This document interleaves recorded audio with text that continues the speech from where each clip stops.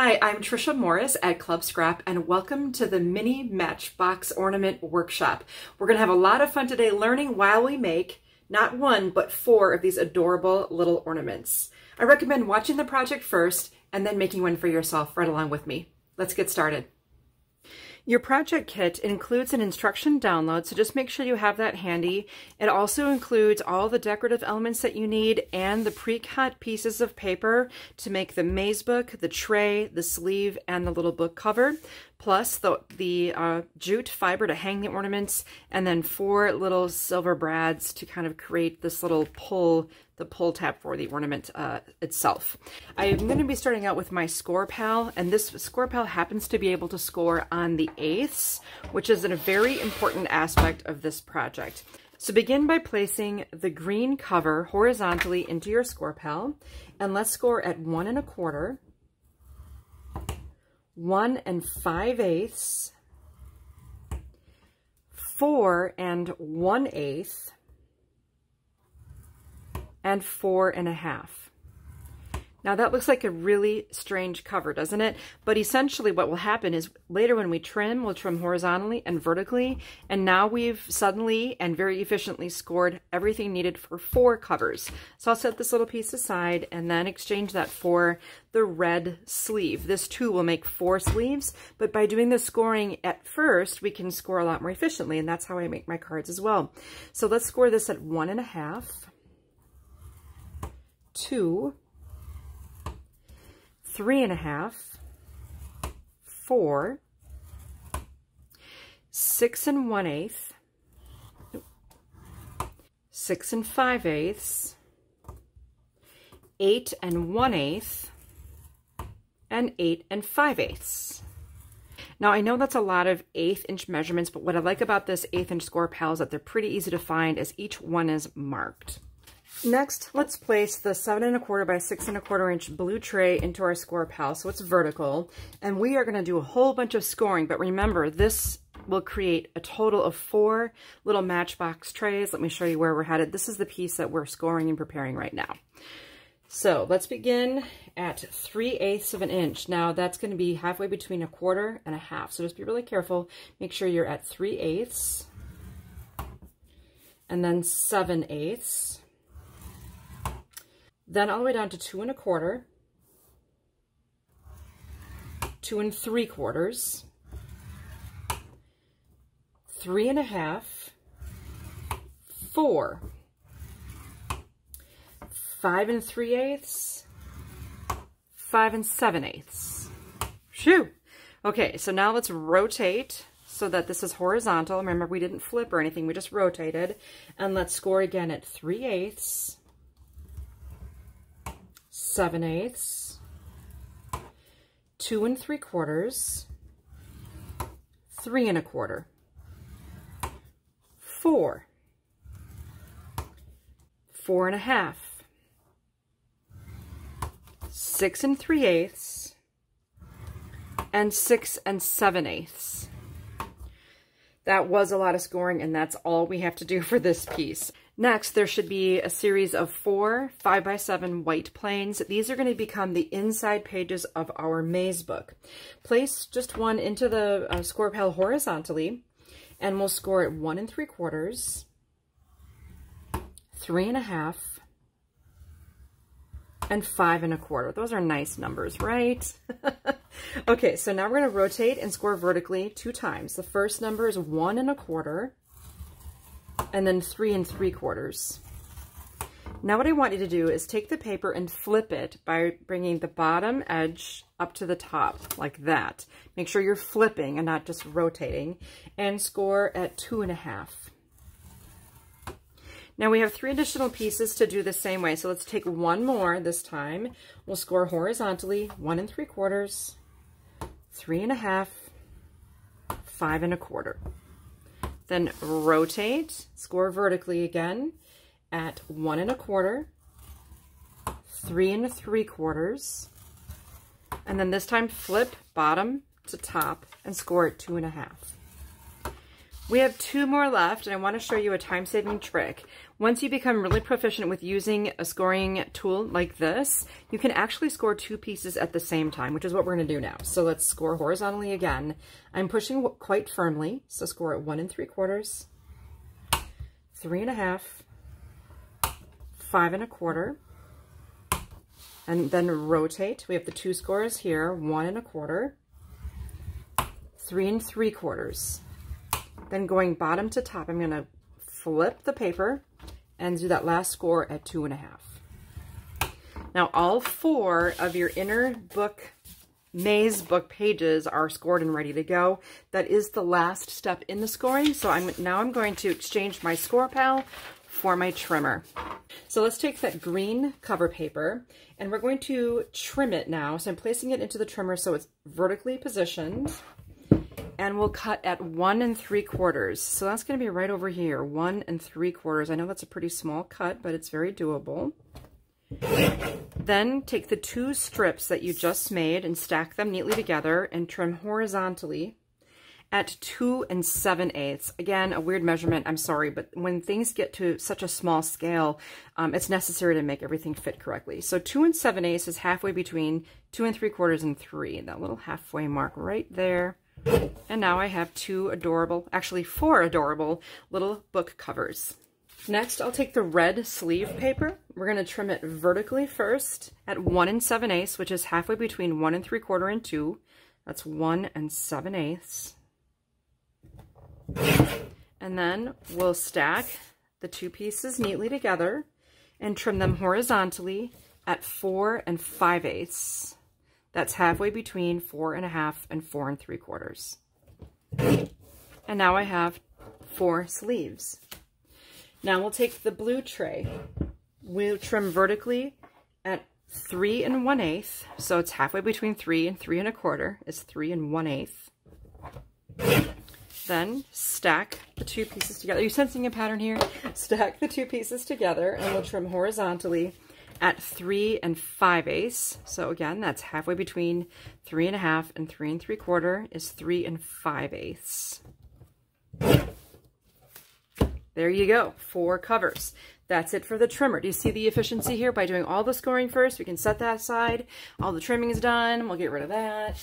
Go ahead and find your 4 little blue tray papers. And from this point on, I'm just going to make 1 ornament because the remaining 3 will be put together in the exact same way I'll show you. So we'll set these 3 aside, and here I just have 1 blue tray piece.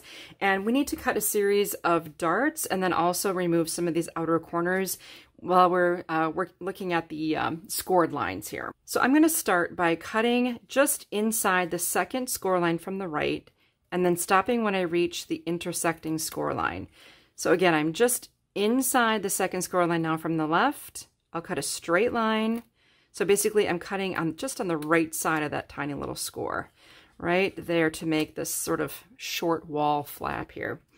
Then I'm going to cut on the other side of the score line to create what I would call a little dart. So I'm just gonna get rid of the actual score line itself and maybe just a tad more. So again, I'm going on the other side of that score line to remove a dart. Notice that the inner cuts are straight and the outer cuts just angle slightly. I'm going to rotate the paper 180 degrees and do the same exact thing. So I'm cutting just on the inside of that second score line until I reach the second intersecting score, and then at a slight angle to remove a dart.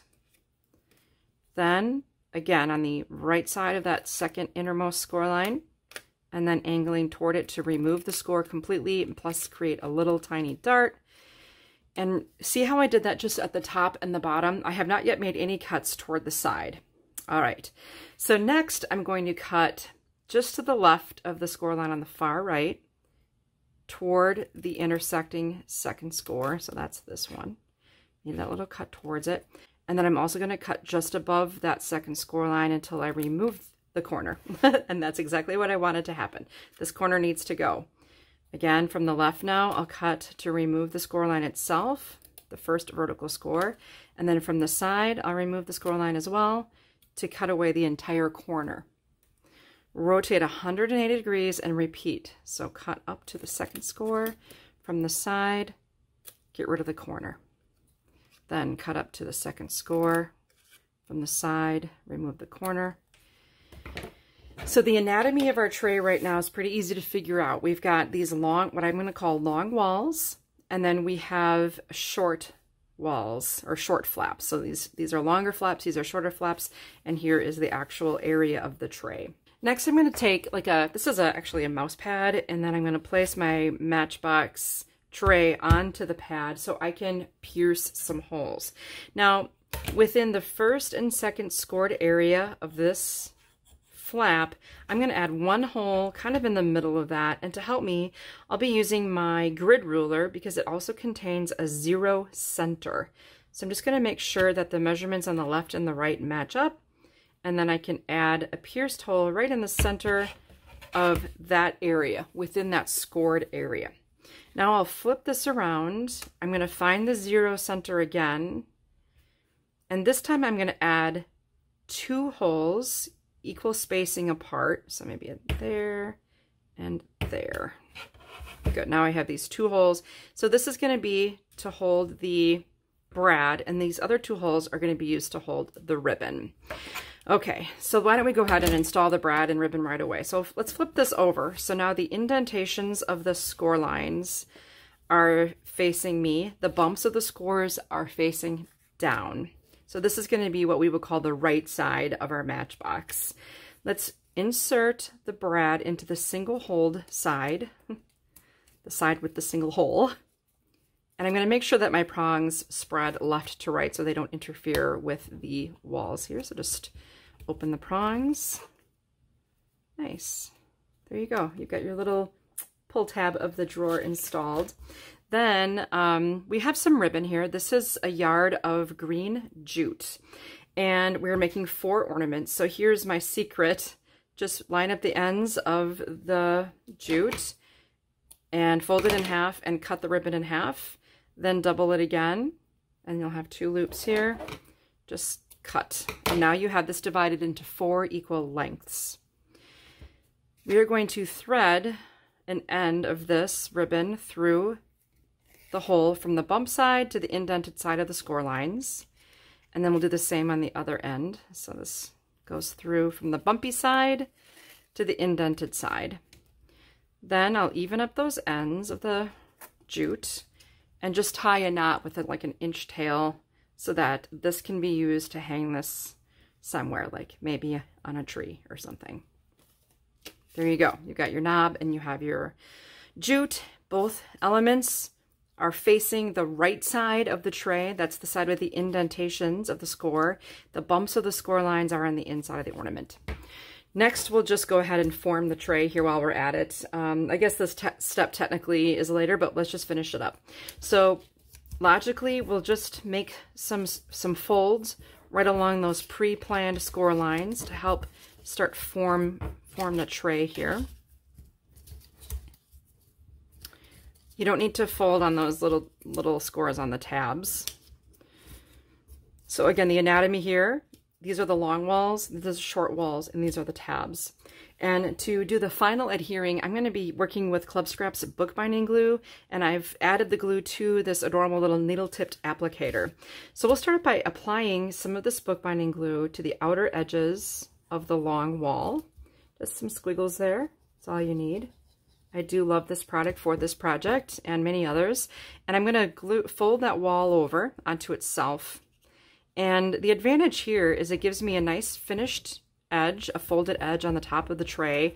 And it also double reinforces the side wall of the Matchbox, which is kind of nice. Okay, next I'm going to bring up these little tabs. And what will happen is this will fold in, and this short wall is going to wrap up and over and around into the tray. Handy, right? But we want glue there. So I'm kind of going to leave this wrapped in, turned in, and I'll apply glue to the outside edge of the short flap. Then take this, go up and over the tabs, bring that down into the tray. This is so little. And now I have formed the third wall of my tray. Then just rotate everything so you're working in a comfortable position. turn in those tabs at a 90-degree angle. I'll apply the glue once again to that short wall, up and over. And now I hope you can see why we installed the ribbon and the brad when we did. Because by doing that, that keeps the inside of the tray looking beautiful. There's no prongs, there's no thread showing, and everything's beautiful both inside and out. Congratulations, you made one tray. Again, you can do that all 4 times and do it in like step by step, however you like. Okay, then I'm going to take one of these 5x7 white inner pages on my cutting mat. I also have a craft knife. If you don't feel comfortable using a knife, you can certainly use scissors for this, but the knife is probably the most accurate method of creating our maze book. I'm also using a ruler. Again, if you're using scissors, you don't have to worry about the ruler. This is a grid ruler from Club Scrap. I literally have every 1/8 of an inch on this ruler is in a cube. So I just find the 1 3/4 inch line on my ruler vertically and make sure it's lined up with the edge of the paper. Then I'm going to start at the top intersecting score line and make my way all the way down to the bottom edge of my paper. And that just creates a slit that ends at this intersecting score line. I hope you can see that. Then I'm going to just turn it 180 degrees and make a slit from the top to the intersecting score line. So it's going to be a twin to the slit I just made on the other side. But I always like to work as comfortably positioned as I can when I'm working with a craft knife. So I'm going to go down toward me. And when I reach the bottom intersecting score line, I stop. So now I have a twin slits. This next slit goes from the first intersecting score down to the bottom. So these slits come from the top to this line, and this one will go from the bottom up. And if you look at the illustration that I have for you, that's exactly what's happening here, except my paper's rotated differently. Maybe we'll do it this way. All right, so now I'm going to go from the top down to this intersecting score line right here with my slit. And again, you can do this with scissors. I am using my grid on the cutting mat, and then also that way I can line up my ruler with this actual line on the grid. That way I know I have everything nice and level. And holding my craft knife like a pen, I'll go toward this intersecting line and stop. And now I have the letter M. All right, you would do that, of course, with all 4 of your inside pages. And you can do that one at a time as you make each ornament individually, or just do them all at once in batches, which is what I would do under normal circumstances. We sort of skipped ahead and completed steps 1 through 4 of the ornament assembly by making the tray while we were already working on the tray itself. So the next step is to actually make the book. And I've been putting a lot of emphasis on the bumps or indentations of the score line, and that is the case with this as well. So here is the edge of one side, and I can see a bump right here. If you don't see a bump, like flip the paper over so that you do. And I'm going to bury the bump of that score line inside a fold. Now here, the bump is actually on this side of the paper, so I'll bury that bump. Here's another bump. I'll bury it. Now I'm going to turn the corner. That's kind of a technically incorrect fold, but that's okay. Here I'm going to bury the bump, and you can see we're starting to navigate our way around this maze. Just keep burying those bumps. When you reach a corner, just turn. And that automatically almost, like, it's dreamy, downright dreamy the way this comes together. I just love it. Okay, so what we will have here now, if you kind of open this book, there's going to be 3 spots where the book opens, like not like a traditional book. Do you see how it's falling down from the top here and here, and it's opening up from the bottom there? I'm going to try to eliminate that from happening by gluing those weird pages. It's where we turn the corner. I'm going to use my bookbinding glue to adhere them back to back. I'm going to repeat that here. Just add a little glue for this awkward side fold. And then there should be one from the bottom in the middle. We'll just glue those pages back to back with that bookbinding glue, and you can see how quickly and how beautifully that works. Next, we'll take a green book cover. It's so cute, isn't it? Here's the bump of the score lines. We'll fold to bury the bump. And that's going to be your little book cover. Now just make sure that your book is opening properly on each side. Do a little test fit. Oh my gosh, it's so cute. What I like to do is just apply the glue exclusively to one side, one outside page on the white maze book, and then you can line it up carefully with the green outside cover. If that happens, don't worry, it's a maze, it'll come back together again. And then close everything up, flip it around, kind of isolate that page, apply your glue, and add that cover to the other side. Now, if everything went according to plan, which I'm guessing it did, this will fit perfectly into the tray. And now we need to assemble the sleeve. That's going to be with the red paper, all pre-cut and ready to go. Find the bumps of the score lines and just give each one of those bumps a fold by burying it inside. Okay, now what you'll find is you have some wide areas and then you have this little last skinny little tab. The easiest way to form a sleeve of any size is to apply your adhesive to this tab and then fold this over so the ends meet. And that way you know the sleeve is perfectly rectangular. If you can just do it when it's flat, it just works so much better for alignment. Then you just kind of open it up and there you make a cute little sleeve, which then slides directly onto the matchbox, and it fits perfectly. That is just so cute, but it's not as cute as it's going to be. This gets cuter with the help of this sheet of printed cut-aparts. Aren't they adorable? You can trim the artwork from this cut-apart many different ways. Use scissors, use your craft knife and cutting mat, or you can use a paper trimmer. I'm going to get my trimmer back out and show you the measurements you would use to trim these into individual pieces. They're quite easy, and that will make quick work of this, and plus all those cuts will be nice and neat. You're given 2 complete sheets of the cut-aparts because it requires half of one of these sheets to complete 1 matchbox, and you have enough materials for 4 matchboxes, so you can use these to decorate all 4 of them as you wish. And I'm going to place this artwork into the trimmer so that the dotted area is in the lower right corner. That's kind of important. You should have a red house in the upper right corner, and we will make our first slice at 6 inches. Then slide down to 4.5. Stabilize before you slice. Next, we'll cut at 3. And then 1.5. Okay, so these get, again, distributed between 2 of the books. So maybe you could allocate like everything from these 2 strips for your first little book, everything from these 2 strips for your second. There is one less because we are going to be slicing at the ends to make a decorative spine piece, and then the remaining 4 larger rectangles decorate the matchbox. So let's trim these. It's quite easy to do. All you need to do is take each, the first 2 strips that you have in the pile, we'll trim horizontally at every inch. So trim at 7, 6, 5, 4, 3, 2, and 1. Then repeat that for the second strip. So 7, 6, 5, 4, 3, 2, 1.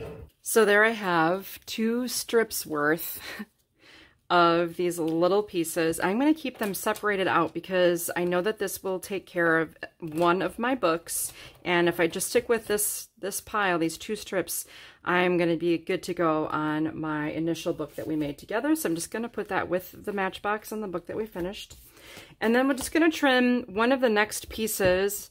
I'm going to take off one of these Christmas memories. That'll decorate the spine of my book. I'll trim at 7 3/4 and just every 1/4 inch, 7.5, 7 1/4, and 7. So you have more than you need here, but why not? So I just need one of these Christmas memories for the spine of my book, and then all the rest of these pieces in the next 2 strips are used in the other book. So we'll just set those aside for now. And then here on this one, I'm going to cut horizontally with the polka dots on the right here. I'll cut horizontally at 6, 5 3/4, 5.5, 5 1/4, 5. Then slide down to 3 3/4, 2.5, 1¼ There we go, 1¼ Okay, these 4 elements here that we just created are a little larger than the ones we trimmed earlier. This is just a bonus scrap. You don't have to use it if you don't want to. And 2 of these will fit on the outside of the matchbox. So if I slide the sleeve, I can apply with my trusty bookbinding glue this one onto this side of the sleeve. And then we can take one of these Christmas memories. Before you add it, just make sure it matches the height of this. And I'll flip this over. You can see how fast that glue dries. Then here's the book. So you can take yet another one of these. This is a little smaller. And this will fit on the outer spine of your book cover. And then you can just choose anything. If I'm going to put this little snowman on the outside cover, just because I can. And then that should nest, and it does, beautifully onto that outside cover. We even can choose another element for the back. Like, let's do this little house. Now, there won't be exactly enough of these little elements for the inside pages for every single side of every single one. It's up to you how you want to install these into the book. And again, just use your bookbinding glue to get those in place. And I'm going to set this aside and bring in my finished ornaments. Okay, so here's number 1. I've got all those little pieces on. It really covers quite a few of the pages, just not 100% of the pages. And here's number 2, same thing. Everything's decorated inside and out. Number 3, same thing, more decoration, using those handy cutaparts to finish everything off. So each one of these is going to be a delight to whoever receives it. You could maybe add your family name or maybe some little miniature pictures into the ornament. And again, once you have the instructions and measurements and the know-how, you can take additional papers, trim them according to the sizes in all the diagrams, score and cut them accordingly, and then assemble more of these for yourself with your own decorative material that you have. So if you enjoyed this Christmas in the Neighborhood theme, we also have a Christmas in the Neighborhood page kit, in which if you follow the instructions and the video tutorial, this will help you make a total of 8 really fun holiday pages. Let's check those out. Here's layouts 1 and 2, and again, there's very little waste as you go through and finish these pages. Layouts 3 and 4, we use our efficient trimming methods. Layouts 5 and 6 are just so adorable. And then finally, layouts 7 and 8. Again, that is the Christmas in the Neighborhood page kit. Member pricing is $21.95 on this, so it's a wonderful value. Card makers, if you also like this, you can participate in our card making workshop. Again, it includes a video tutorial, the full instruction document that guides you through the trimming, and then as a result, you'll take that kit and make a total of 12 cards. The kit also includes your envelopes. So we have this split flap style. We'll be making and learning how to create this bridge, standing bridge style card, complete with a little fussy cut house there and the ribbon and embellishments. All the tags, all the things that make these cards magical are included right in the kit, right down to the ribbon and the charms and all the elements that you need to finish them. Lastly, if you're just a stamper and you want to create your own cards using this really cute artwork, we do have a sheet of our clear photopolymer stamps for this collection as well. I store mine in this hubless style DVD case, but they come in a nice sheet with an index, everything that you need to get going on your holiday cards. Well, that's what I have for you today. I hope you enjoyed this project and that you learned something. It's always my goal to help you pick up skills that turn you into a better and more efficient crafter. I wish you a wonderful Christmas in your neighborhood.